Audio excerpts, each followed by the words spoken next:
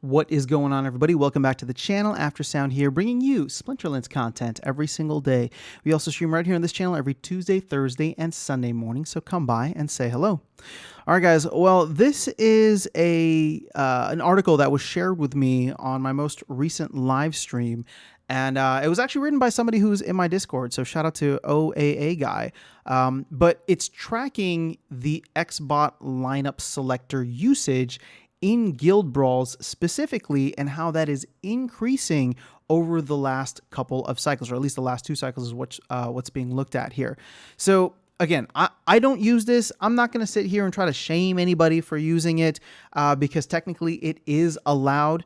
I just don't like it personally, and I wish that it was against terms of service. But until we can get an actual change enacted within the game, I don't know that that's going to happen. Now, when it comes to the decentralization argument that the team always presents, I'm 100% for it. I've given up on ranked. Ranked is going to be whatever, and that's fine. There should always be a decentralized game mode available to anybody that wants to interact with the game.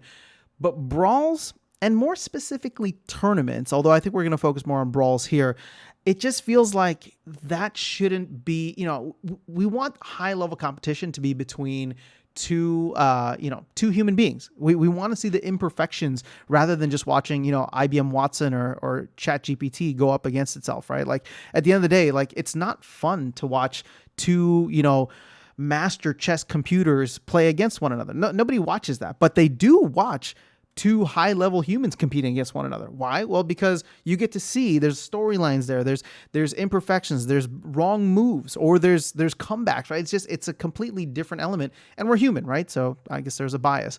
But ultimately, like this is kind of moving towards the behavior that I think ultimately is going to be difficult for the game to overcome, because I just don't know where it leads, because, well, I love the competitive aspect of the game. That's why I'm doing so much tournament stuff here. And when I see it kind of as pervasive as it's becoming in Brawls, I don't want to get to a point where I give up on Brawls too, right? Because Brawls, now that Brawls pay out SPS, they might just become another place that's farmed, right? But similar to tournaments, until and unless we can build something outside of Splinterlands within tournaments, which is hopefully what I'm trying to do with this channel, and then whatever kind of in-person events we can get going. So you can see here, let's look at the tiers overall. There's nobody in tier 5 yet, but you can see that we're getting more and more tiers, or more and more guilds, I should say, up into the higher tiers from at least the last 2 cycles, right? So the last cycle and then the current cycle that we're currently in.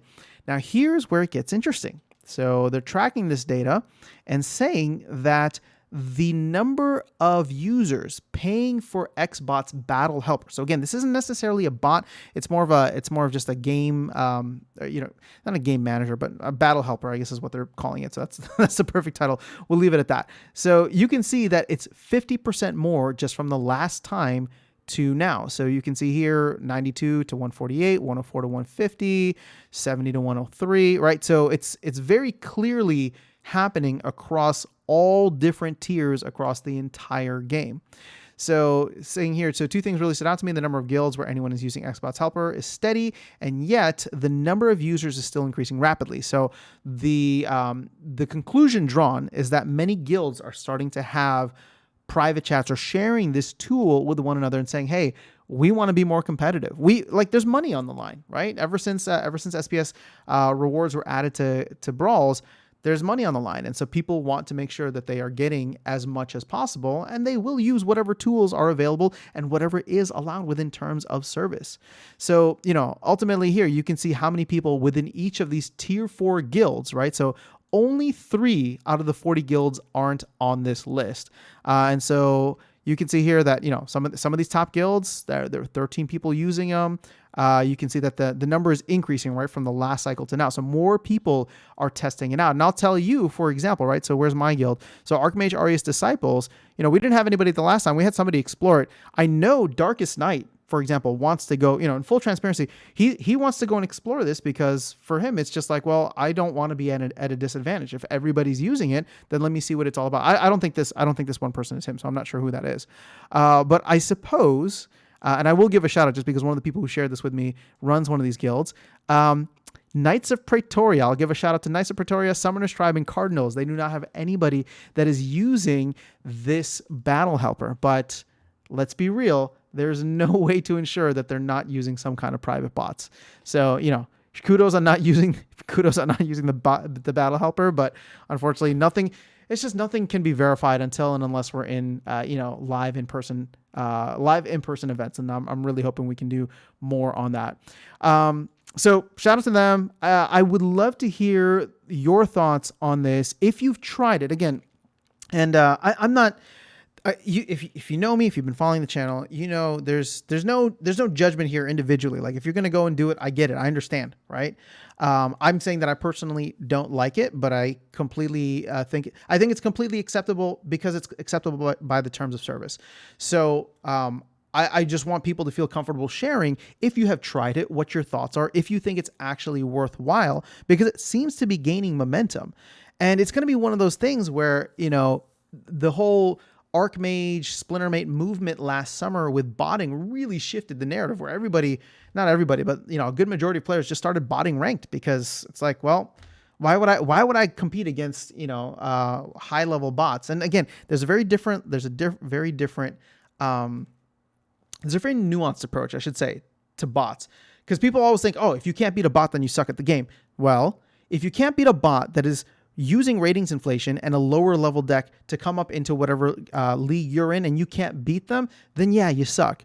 But if you are playing against somebody who is botting their main account that has maxed out cards from every set, right? They essentially have like a ghost card tournament, right? They have everything that they need, or at least for modern or wild, whatever the case is. Well, then you're going up against IBM Watson, in my opinion, right? Because it has everything at its disposal.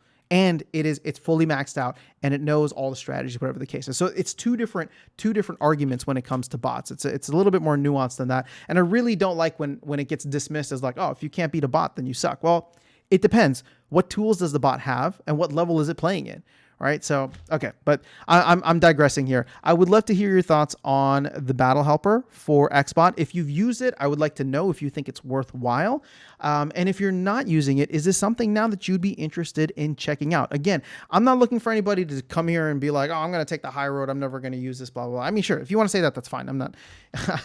I'm actually looking just for practical responses of like, okay, now that you see this, something like this is gaining traction, do you feel it is necessary in order to be playing at the highest levels?